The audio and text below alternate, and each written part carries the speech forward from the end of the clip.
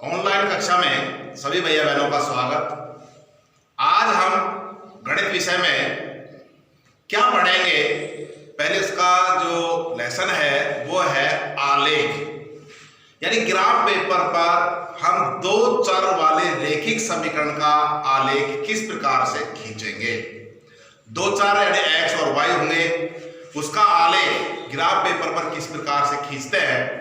इसके लिए हम सबसे पहले एक सारणी का निर्माण करते हैं। वो सारणी किस प्रकार से बनेगी, वो सारणी इस प्रकार से बनती है। ये दो चर वाला एक रैखिक समीकरण है, x प्लस वाई बराबर 4।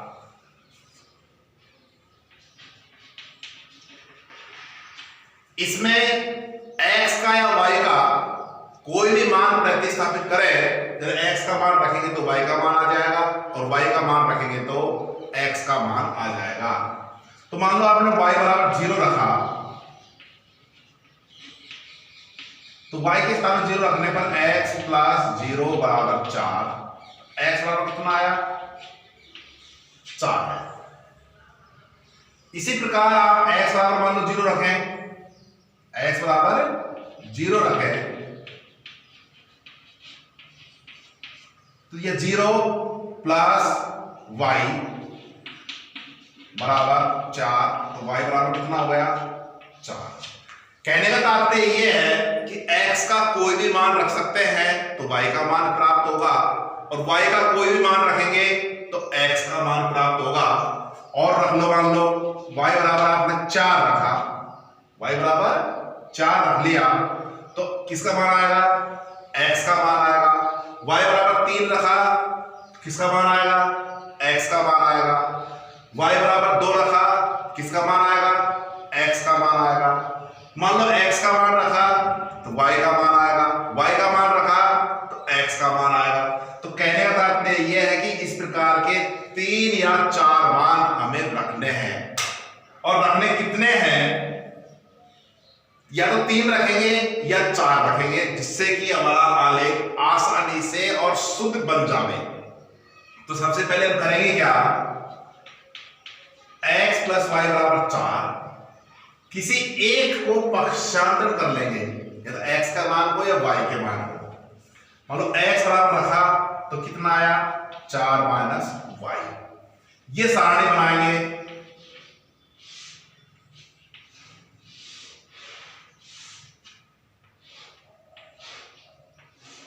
बढ़ गई सारणी। इस प्रकार से आप मान रख सकते हैं, लेकिन ये सारा काम कौन सा करना है, मौखिक करना है आपको। यहां पर ये इस समीकरण का क्या कर दिया, ये समायोजन। यहां y का मान रखिए, y का मान मान लो आपने 0 रखा तो 4 माइनस 0 कितना आया, 4। x का मान कितना आ गया, 4। y का मान 0 रखा तो 4 माइनस 0 बराबर 4 आया, x का मान 4 आ गया। y का मान आपने मान लो 4 रखा तो 4 माइनस 4, 4 प्लस 4 गया तो 0, तो x का मान कितना आ गया, 0। आप अपनी सुविधा के अनुसार कोई सा भी मान रख सकते हैं।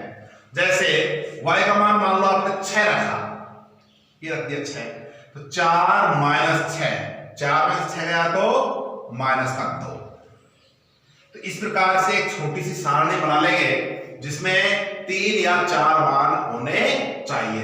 ये काम करते हैं तो बहुत अच्छी बात है, नहीं करते हैं तो कोई दिक्कत नहीं है। इस सारणी इस समीकरण से इसका समायोजन ये कर लिया, समायोजन करने के बाद में इसका इधर जो y आ गया तो y का मान रखेंगे, इधर वो x है तो x का मान रखेंगे, और ये सारणी का निर्माण कर लेंगे। मान लो इस प्रकार से नहीं कर रहे, ऐसे कर रहे हैं, तो पहले इसका क्या किया, y बराबर 0 रखा, y बराबर 0 रखने पर किसका मान आ गया, x का मान 4 आ गया। y बराबर 0 रखा तो x का मान ये 4 आया। फिर ये x बराबर 0 रखा तो y बराबर कितना आया, 4। x बराबर 0 तो y बराबर 4। ऐसे ही आपने x y के स्थान पर 6 रख दिया, मान लो यहाँ y के स्थान पर कितना रख दिया, 6 रख दिया। x प्लस 6 बराबर 4। इसका क्या कर लेंगे, पक्षांतरण। 4 माइनस 6, 4 में 6 गया तो माइनस का 2, x का मान माइनस का 2 ये रहा, और y का मान कितना रहा, 6। तो आप ये काम भी इसमें कर सकते हैं, नहीं तो डायरेक्ट ये मान आता है, ये सारणी बन गई। अब इसका आपको क्या करना है, इसका आलेख खींचना है। तो आलेख हम किस प्रकार से खींचेंगे, तो हम सबसे पहले देख रहे हैं कि जो ये मान है, ये मान हमारे ग्राफ में आसानी से आ जाएंगे। इसलिए सबसे पहले क्या मानेंगे आप, चतुर्थांश बना करके और पैमाना लिखेंगे। पैमाना लिख रहे हैं तो 1 सेमी बराबर 1 इकाई, 1 सेमी बराबर 1 इकाई। तो यहां पैमाना लिखने पर यहां 0 या O का काम भी करेगा। ये x डैश और ये y और नीचे ये y डैश। ये क्या है, 4 चतुर्थांश बन गए। x धनात्मक संख्या डैश ऋणात्मक संख्या, धनात्मक संख्या और ऋणात्मक संख्या। तो यहां 1 सेमी बराबर 1 ले रहे हैं। 1 2 3 4 5 6, इधर भी धनात्मक 1 2 3 4 5 6 7 8 लिख सकते हैं, जितना अपना ग्राफ है। माइनस का 1 डैश है, इसलिए माइनस की संख्या आएंगी, -2 -3 -4 -5 -6 -7। इधर ऋणात्मक संख्या -1 -2 -3 -4 -5 -6। कहने का तात्पर्य यह है कि x है तो धनात्मक, डैश है तो ऋणात्मक, y है धनात्मक, y डैश है तो ऋणात्मक। अब क्या हुआ, 4 और 0 एक बिंदु है, x का मान तो 4 और y का मान 0। तो हम देख रहे हैं x का मान तो 4 ये रहा और y का मान 0, ना तो ऊपर है ना नीचे है, तो ये बिंदु होगा। इसे नामांकित कर दीजिए A 4 0।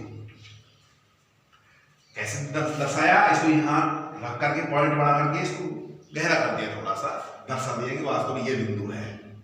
दूसरा था 0 4, x का मान 0 इस अक्ष पर होगा और y का मान 4, ये बिंदु है।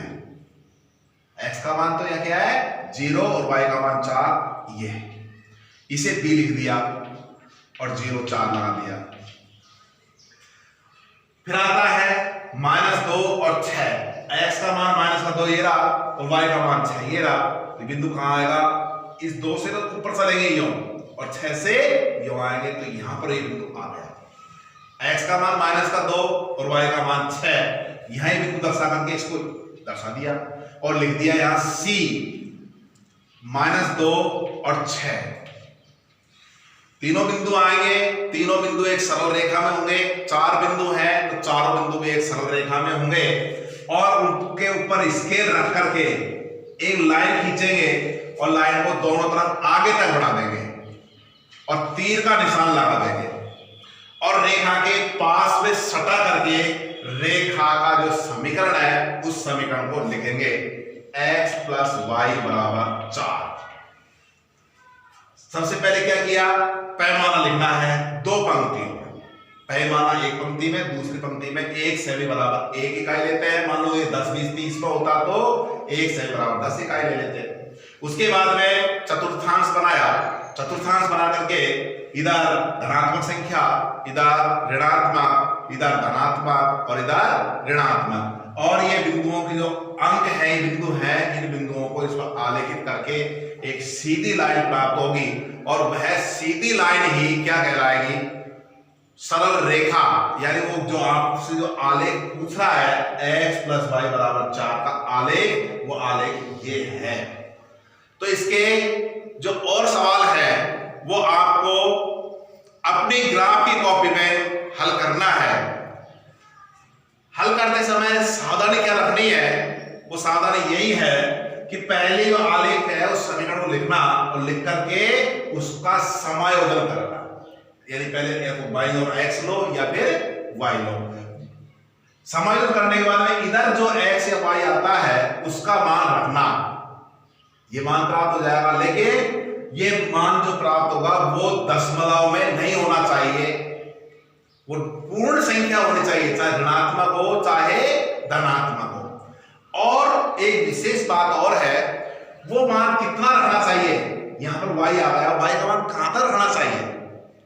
y का मान सामान्यतः -8 और +8 के बीच में रखना चाहिए, क्योंकि जब हम ग्राफ बढ़ाते हैं तो हमारे पास ये x अक्ष पर लगभग 16 या 17 खाने होते हैं। तो 16 खाने होंगे तो 8 अंक इधर को होंगे, 8 अंक ही इधर को होंगे।